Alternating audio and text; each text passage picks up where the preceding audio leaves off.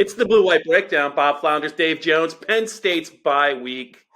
Dave, how are you, man? How are you? Well, I'm fine, but Kaiser hasn't had his breakfast and he's pissed off.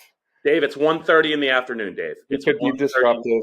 You know what I've been doing? I've been working on the Big Ten basketball preseason poll that the young, energetic 32-year-old reporters want done like today. So I'm. So it's not been much of a bye week. Okay, I got it. And I got back on the AP basketball poll, and I don't know what Dan Gelston conned me into it, and I don't know. I'm going to hate myself. You're going to hate yourself. Talk yourself out of it right now because you're going to hate it. It's too late. It's too late. I'm screwed, and I don't know what I was thinking. It got me in a weak moment, so I'm juggling. I'm juggling, man. I'm juggling. Okay. All right. Well, listen. Let's get to a couple things. There's only one bit of news, and it's not major. The mysterious absence of Smith Vilbert will continue for the rest of the year. He is going to practice with the scout team, but he will be unavailable this year, much like Hakeem Beamon was last year. I don't know if he was going to crack the rotation, but he did have a 3-sack game the last time we saw him. So that's the really only bit of news, Dave. But I think it's been a pretty interesting last couple of days. Sure as hell has. Yeah. And the Big Ten, yeah. Yeah. So maybe we can get into that a little bit and then circle back to some things we know about Penn State after 5 games. But to you, is the big story what happened in Wisconsin for you?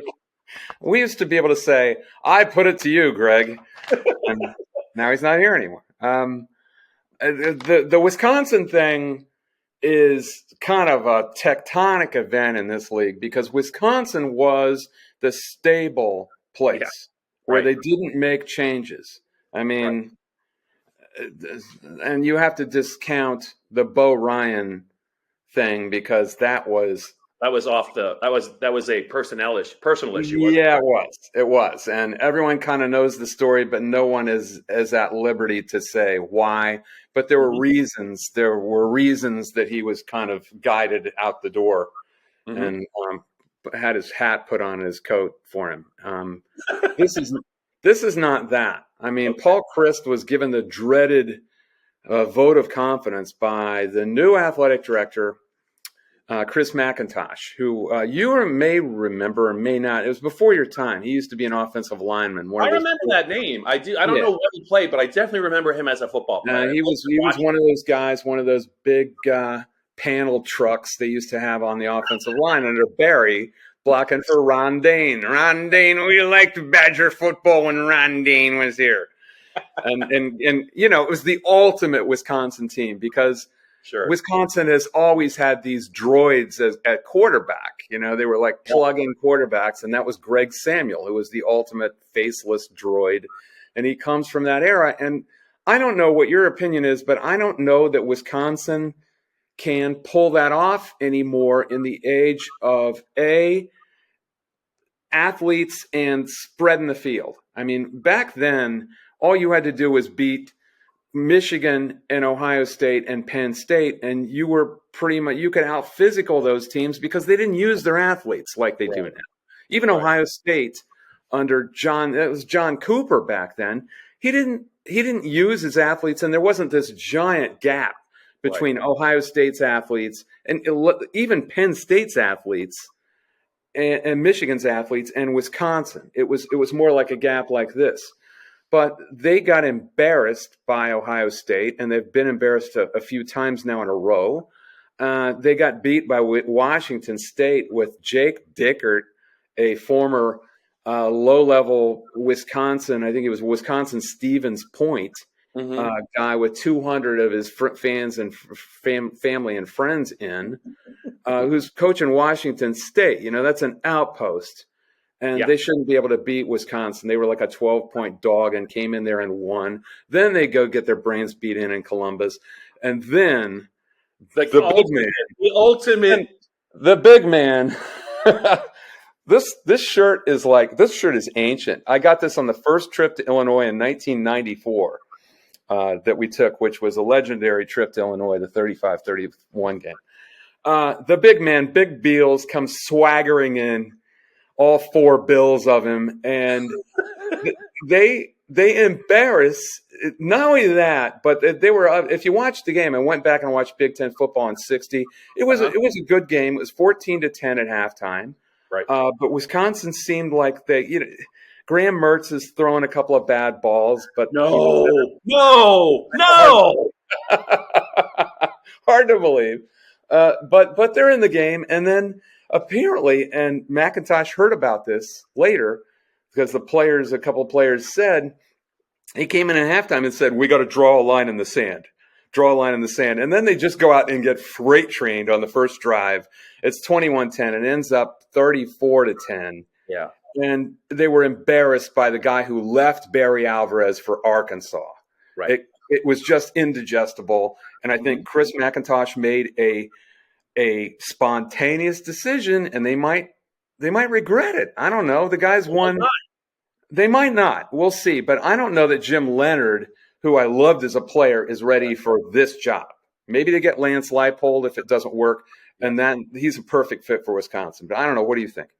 I think the combination of getting Mertz and Bielema at the same time on their home turf, you can't overcome that, Dave. And I think I would like some credit from you. I was off the Mertz bandwagon before anyone. You were. I was. And I really think, when Paul Chryst was at Pittsburgh, he did some really good things there. He produced some really good players. And then I think it got a little stale there before he left there. Not a lot stale. That's bad as it was. It's it, man. I know, but I'm just saying, though, I'm just wondering if there is a shelf life with Paul Chryst coaching, because there is not a lot of mystery about what they do, and if you can stay with them at their own game and you have better athletes than them, it's only a matter of time before they're built to play bully ball, and if that doesn't work, if you can score 20 points on them, you're probably going to beat them. Well, that's the West. The thing is, you can't get destroyed by one of your brethren in the division who does what you do better than you do it. That was what was indigestible, I think, for McIntosh. And he goes to Barry, and Barry goes, The Godfather. It's like asking Marlon Brando in The Godfather. Hey, I want to whack this guy. And Barry just nodded. It's pretty wacky. So now you got Jim Leonard in there. There's a tremendous. You remember him as a great NFL, a guy who made his own career, 10-year NFL safety. He wasn't even a coach of any kind until Paul Chryst hired him 4 or 5 years ago, and now he's a head coach. I just don't know if he's ready for this. So they might end up with Lance Leipold, who coached, I believe, at Wisconsin Whitewater for a total of 10 years, knows the turf, and he would be perfect, because I just don't know if Wisconsin can be any better than that. Just win the West, and you're never going to beat Ohio State. You're probably not even going to beat Michigan or Penn State if you end up in the championship game. That's the best you can do. That's the best you can hope for. And people are asking me, are they going to turn into the next Nebraska because of this? And that's what I'll ask you. I mean, could that happen? Well, let me phrase it another way to you, Dave. So I think that if you were going to say at this point in the season, if you had to rank the most surprising team or teams in the Big Ten, I think Penn State probably, if they're not one, they're close, right? They're in the conversation. But if you had to rank maybe the 3 biggest disappointments, obviously Nebraska's up there, Wisconsin's up there, and maybe Michigan State would be up there. But I think it just kind of gets to, once you get past Ohio State, and I'm still not completely sure how good Michigan's going to be over time under Harbaugh. Once you get past that, there's a lot of uncertainty, because Penn State had to deal with it, for the better part of the last 2 years before they turned it around this year. Well, everything is in flux.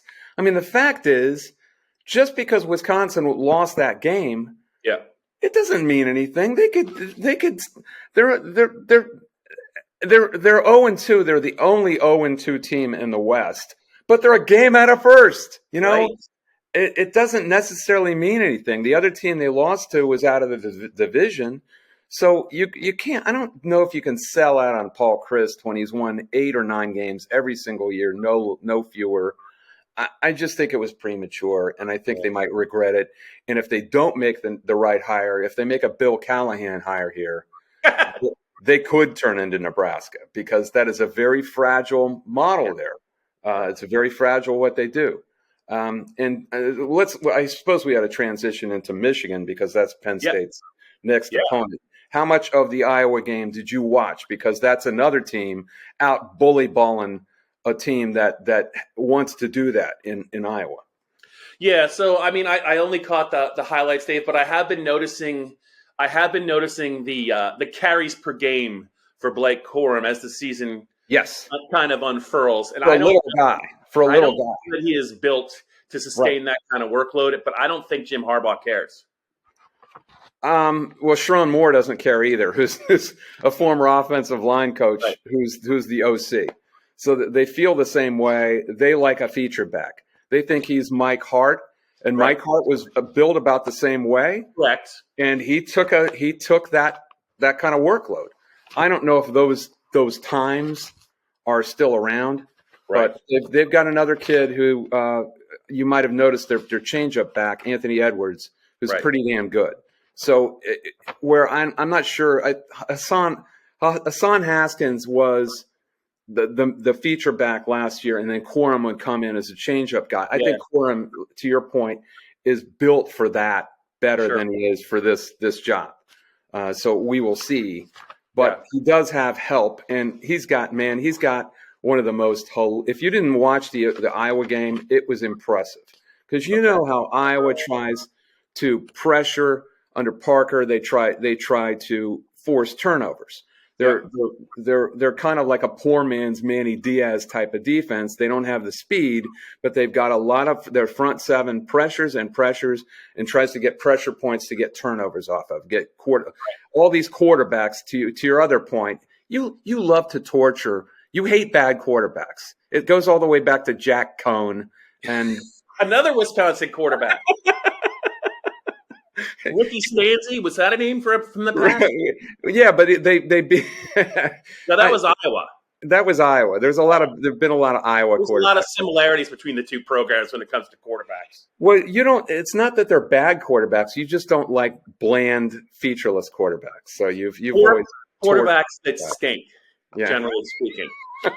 So there are a lot of opportunities to do that on defense. I mean, Manny did it against Auburn, against a couple of guys who could not deal with. Yeah, people don't realize that not just centers, but quarterbacks have to call out blocking responsibilities. Manny's given these quarterbacks all these exotic looks. They're bringing 3 and 4 DBs up on the line. I don't know how you would do that. I don't know how you even call out assignments with some of these. Yeah, and Dave, I'm glad you brought that up, because I think that is. I don't think James Franklin is blowing smoke when he says, you know what, Sean might not always be locked in on when it comes to throwing the ball, but I think that some of the stuff he's done with regard to, identifying pressure, getting people set up, moving the backs around. I'm not sure that Drew is really ready for that yet, and I don't know how you get ready for that, in season. But I think that there's a little bit of a pause there, and that's especially given the schedule that's coming up. That might also factor into the fan base is like, why won't they give Drew more time? But I do think there is something to be said for getting the team in the right play and the right protection consistently. Yeah, but how does he get experience doing just that if he doesn't play? Right. I mean, buddy, they could have played 8 quarters against Northwestern and not lost that game. I know. And they proved it by giving them 5 turnovers, and they still couldn't even make it a one score game. That's the game you play him in. Yeah, but yes, but the cushion, I guess, never got big enough for James and for Mike. But it never does. I would have given him a series for sure. It never does. I know. So what I'm trying to say is Iowa, while they don't have as much speed as Penn State does, they play that aggressive sort of defense. Yeah. And I'm telling you, Michigan just steamrolled them. It was a methodical. This offensive line is really, really good. Okay. And it's not just Blake Corum. Donovan Edwards came in who was a very good back, came in on the first series, and he was interspersed in there. And he's a very good back. So he's a good changeup back. They don't really have a workload guy, but I think Donovan Edwards, now that he's healthy, is going to get some carries. And so it's going to be a very tough defensive task for Penn State to face these guys, because they are going to do what Auburn should have done. And I don't know what Brian Harsin was thinking, but Sharpface and Sharon Moore are going to think it, and they are going to test that front, and they're going to only throw play action with the young quarterback, J.J. McCarthy. And I think Corum and Edwards behind that offensive line is a formidable chore. Dave, I did see your guy Brian Harsin blow a 17-0 lead to LSU on Saturday night as well. That wasn't a good look for him either, and that's got to be quite the hot seat he's on right now. Yeah, I didn't even see how they did that, but they didn't fire him. Even Auburn, which is notorious for meddling, and they didn't fire their coach in season. Harsin has survived everything, but Paul Chryst can't.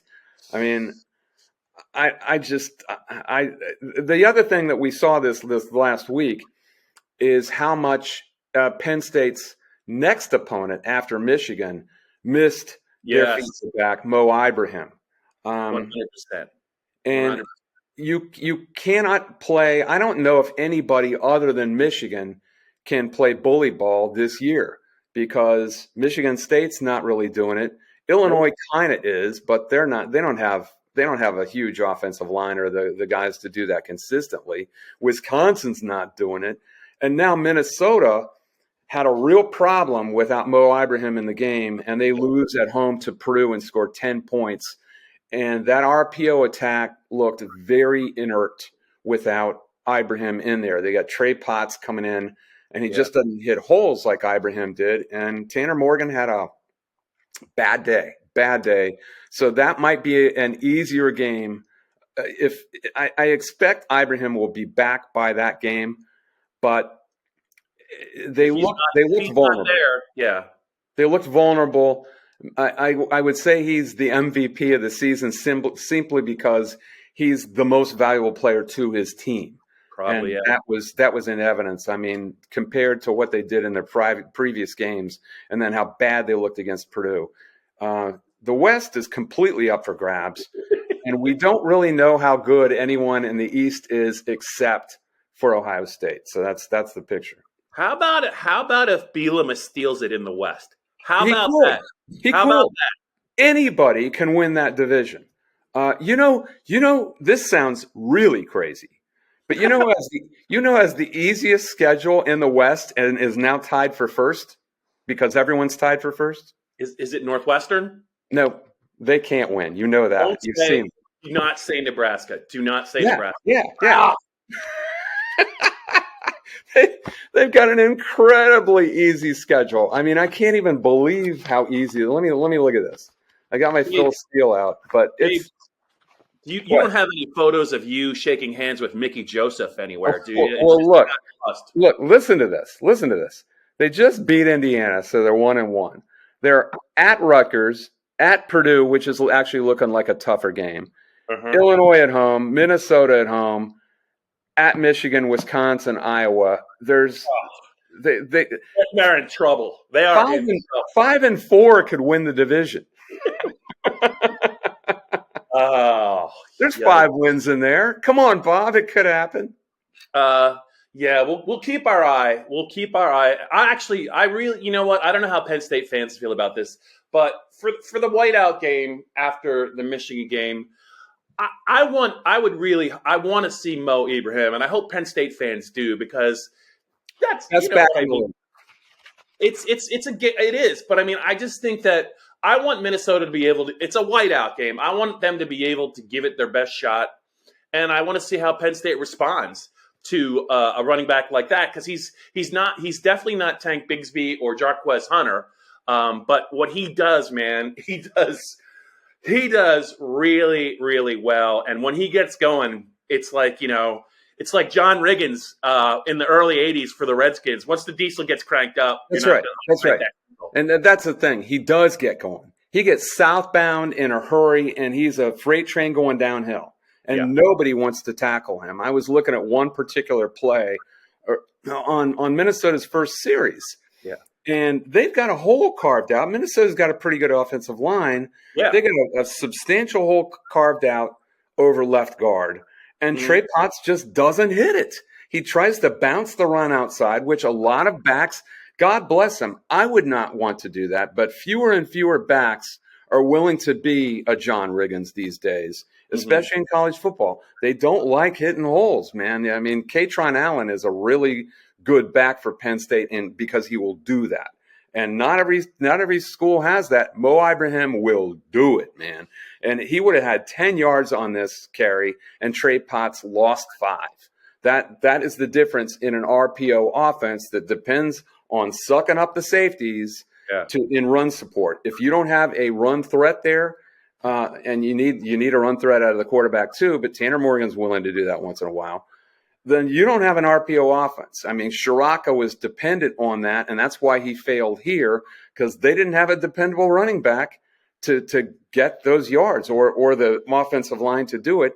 And if Ibrahim cannot get his ankle healthy, he probably will, because this is the other thing about that game.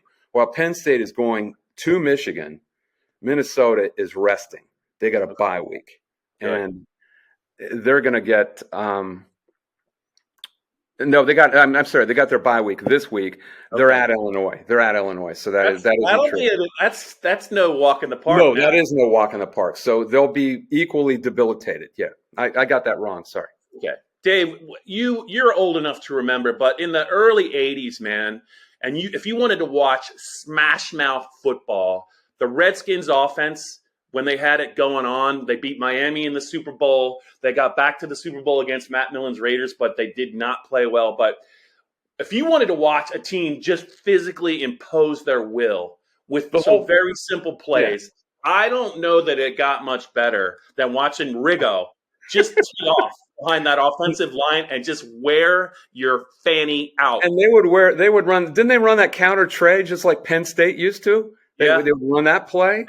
They were one of the originators of the counter tray. They had the linemen to do it, and man, they stuck to they had some good receivers and they kill you off play action. But boy, when Joe Gibbs knew they had you tired, there was nowhere to hide. Riggins never got tired. He was like 35 at the time. The 82 Super Bowl against the Dolphins. 60s for Kansas. The 82 Super Bowl against the Dolphins was memorable that way because they didn't want any more of him. Fourth and 1, and Don McNeil tried to tackle him in the hole and paid dearly for it. But now it's funny that two of the most fun teams to watch in the NFL now, since I started doing the Power Poll for Tuesday morning instead of Monday morning, I can watch some NFL now, which is great, which I owe thanks to you for making that happen. But two of the most fun teams to watch right now are the 49ers and the Eagles. And how about Miles Sanders on Sunday? How good was he? I mean, that was very, very impressive. There's some inside zone running, man. He was terrific. The scheme, the talent of Sanders, the fact that they got to worry about Jalen Hurts as a runner and a thrower, but that offensive line is, if it's not the best offensive line in football, it's in the top 2 or 3 because the Colts have a pretty good offensive line. But boy, with those weapons, as a Cowboys fan, I know they're going to play them in 2 weeks, and I am not necessarily looking forward to that meeting because you're right. They are a fun team. And Miles Sanders, you know what? He was always a talented guy, and he was either hurt or they ignored him last year. I think their head coach is only in his second year, I think, as a head coach. I think he kind of learned a little bit from that, but their offensive line's healthy, and they're devastating people at the line of scrimmage. And the Eagles, as long as they're healthy, I don't know that they're going to be around for a very long time in January.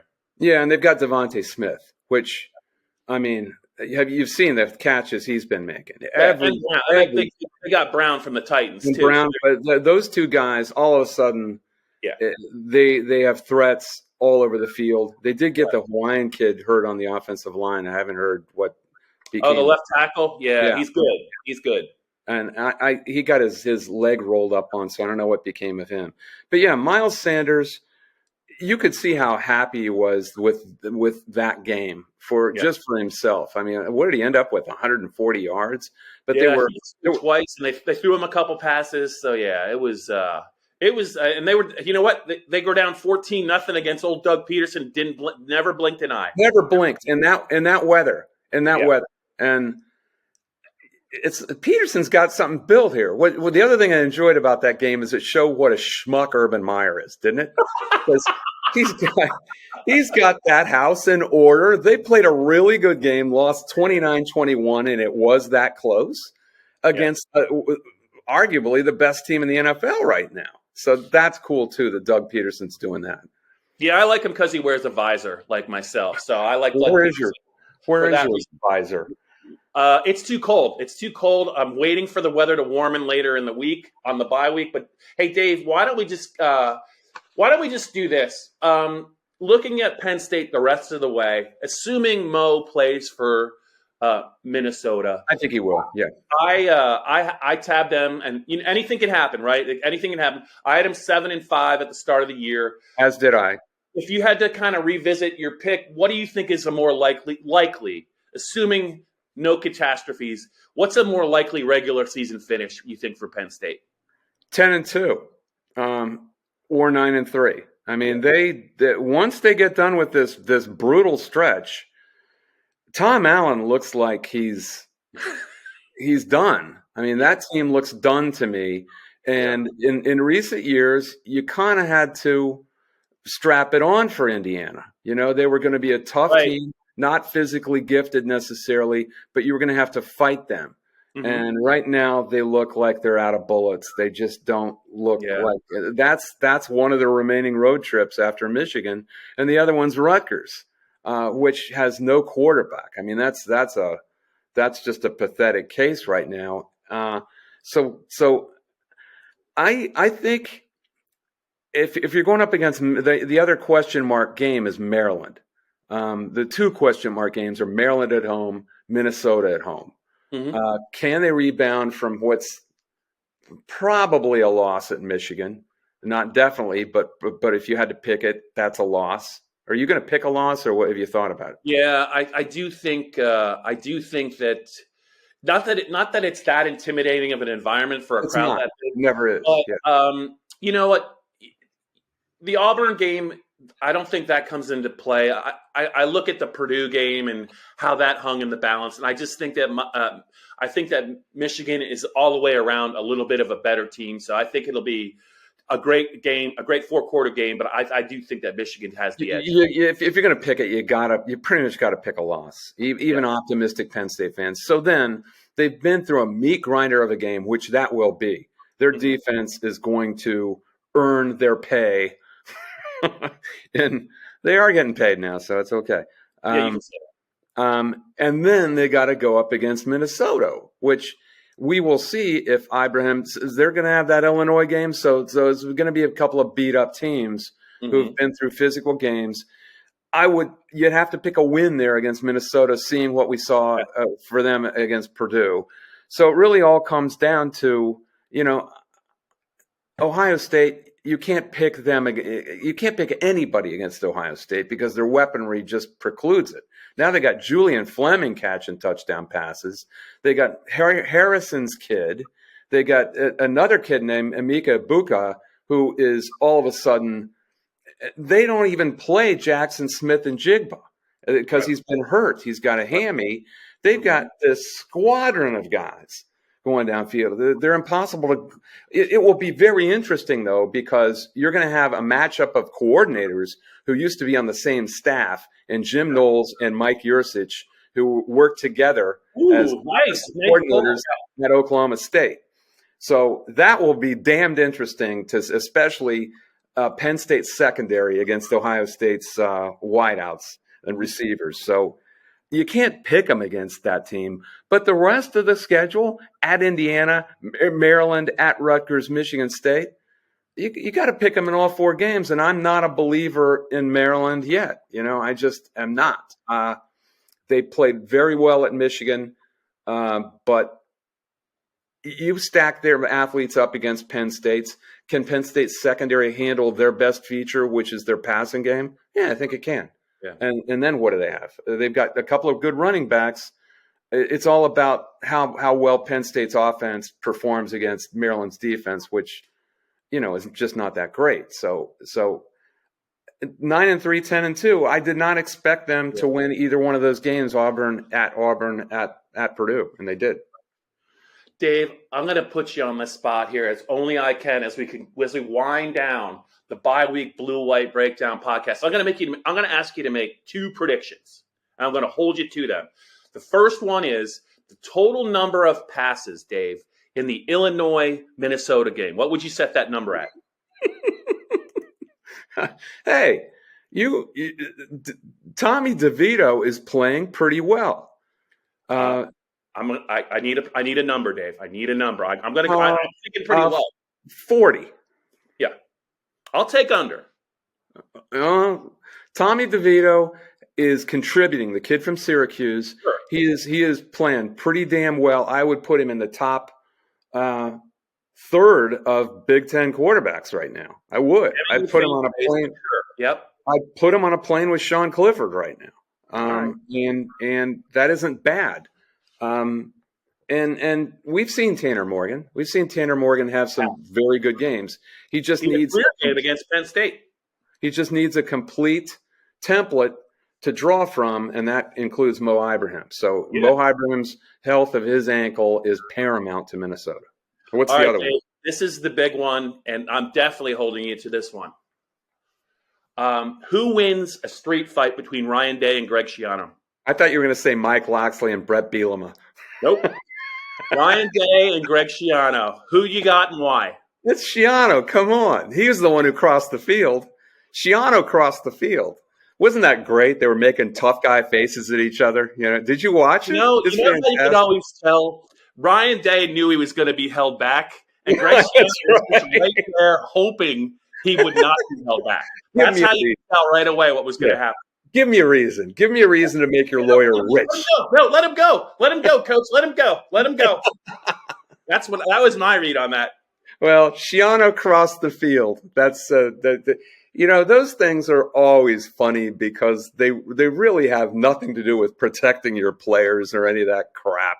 It's a giant ego show, and head coaches would not be where they are. No one who achieves anything is where they are without some ego, and head coaches have a lot of them. But they were former coordinators together under Urban Meyer, so they know each other well. Sometimes familiarity breeds contempt among opposite coordinators on a staff, and so there's probably a little edginess. I mean, that's why I'm looking forward to this Knowles-Yursich matchup in State College and during Halloween, because those guys do know each other. Excellent. Well, I think at the top of this podcast, you said something about Kaiser needing breakfast. So I think it might be time to get your big dog fed, and we will see the Penn State fans next week after the bye week weekend. And it's Michigan week, Dave. A lot to talk about next week. But I want to make sure you enjoy your bye week thoroughly.